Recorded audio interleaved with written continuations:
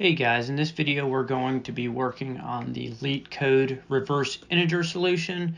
So this is going to take a 32-bit signed integer and just reverse the digits of that integer. It's a pretty easy one. You just have to turn it into a string and then reverse it, turn it back into a number. And then there's a few checks we have to do. If it's negative, and then it's also going to be if it is outside of the bounds of a 32-bit integer. So we just have a few checks to put in there. I have VS Code open with just a standard tag or HTML document in here, and I'm just going to create some script tags here. I already have this open with live server, so we can look at the console if we need to. So I'm going to start off by using just making a function. So I'm going to have a const reverse equals, and we're going to take in the x parameter, and we're going to take this string, and since we can't modify this string, we're just going to have a variable called y. So we'll let y, we'll create the variable, and then we'll check to see if it's negative or not, because we're going to have two different things to do. If it is negative, we're going to have to add that minus sign to it after we reverse it. So we will check if x is less than 0, and that's if it's negative. Oops. Check for negative.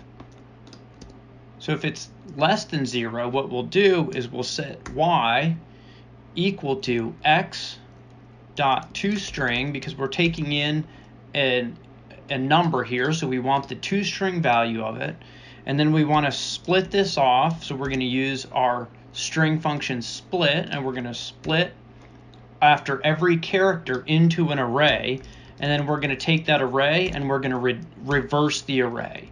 So we've got this here, and that's going to be exactly what we have on the next one if it's positive. But for this one, we need to add a few things to it. So we're going to use the unshift method to add a hyphen to it. And then we're going to, since this puts on, let's console log y.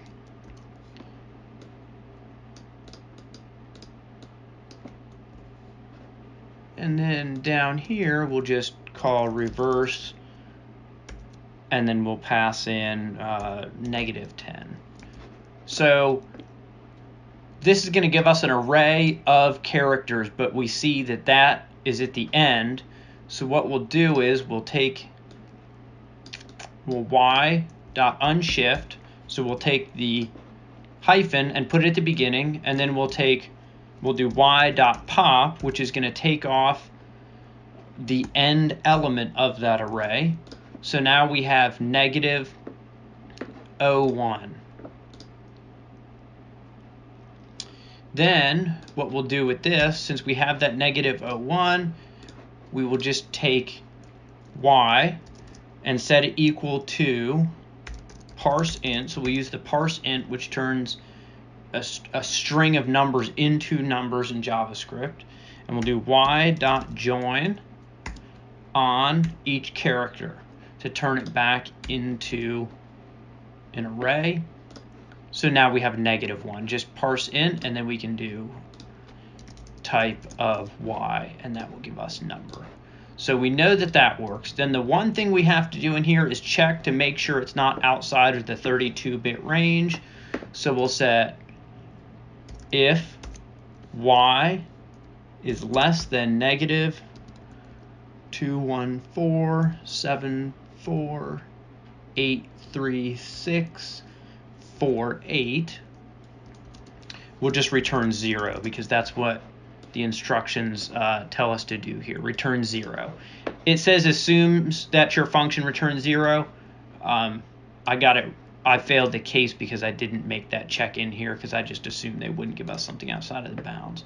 So that is our negative case. and then we'll just do the same thing here, else, and we'll do y equal to parse int. Y is equal to parse int x dot toString. So we'll do the same exact thing, and then we'll split on each character, and then we'll reverse the array, and then what we'll do is we'll just join it again on each character. Oops. We'll join it again on each character, and that will give us the string. So we can console log y here, and we'll just create another one of these and give it a +10, and this will give us 1. Or we can do 102, 201. There we go. So the other thing we have to do here is check to make sure. I'm just going to copy this. We have to check to make sure if y is greater than the bounds of this. So this is -1, and this is just 2 to the 31st power is how I'm getting this number. Return 0. And then all we want to do here at the end of our function is return y, because we're setting y equal to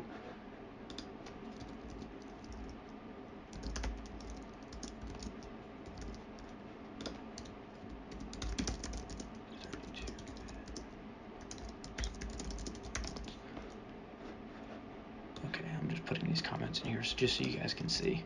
Okay, return y, because all we're doing here is we'll just console log y.